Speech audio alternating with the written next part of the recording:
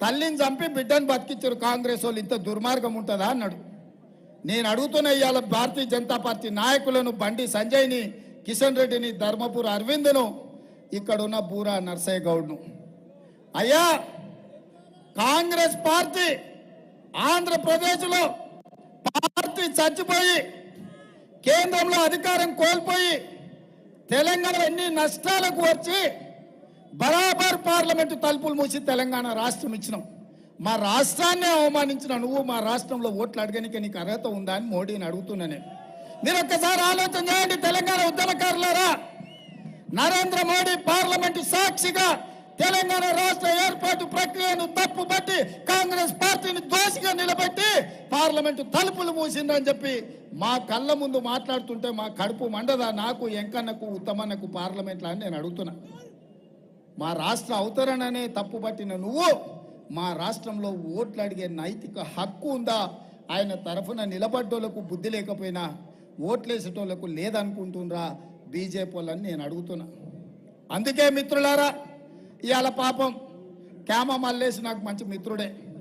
క్యామను ముందల పెట్టిండు, వెనకంగా బూర ఊతున్నాడు కేసీఆర్.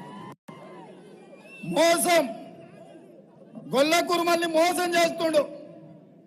గెలిచేటప్పుడేమో బిడ్డ కొడుకుని పెట్టుకుంటాడు, ఓడేటప్పుడేమో గొల్ల కురుమల్ని పెడతాడు, ఓడగొట్టడానికి మోసం చేయడానికి. వెనకాల గూడు పుటాని జరుగుతుంది. బిడ్డకి బెయిల్ కావాలంటే భువనగిరిలో బీఆర్ఎస్ బీజేపీకి మద్దతు ఇవ్వాలంట. అదేవిధంగా మా యాదవ్ సోదరులు అంటున్నారు 3 ఏళ్ల కింద మా డీడీలు కట్టుకుంటూ మా సొమ్మంతా మిత్తి 2 అంతలు అయిందని.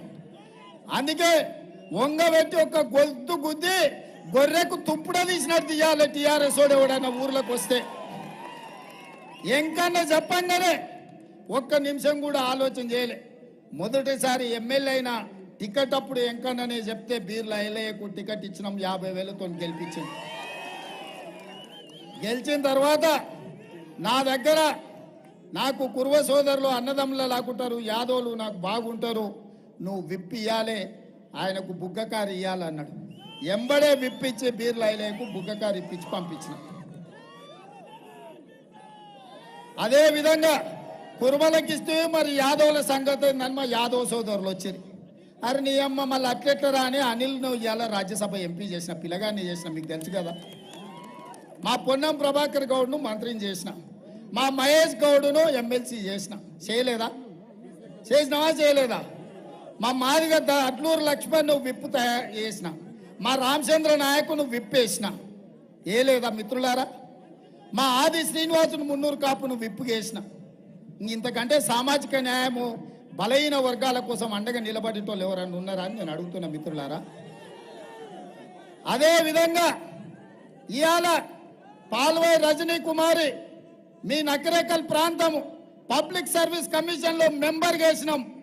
ఇవాళ మీ మాదిగ బిడ్డ సర్వే సత్యనారాయణ బిడ్డ ఇవాళ సీఎంపీసీలో ఐఏఎస్ ఆఫీసర్గా ఉన్నది.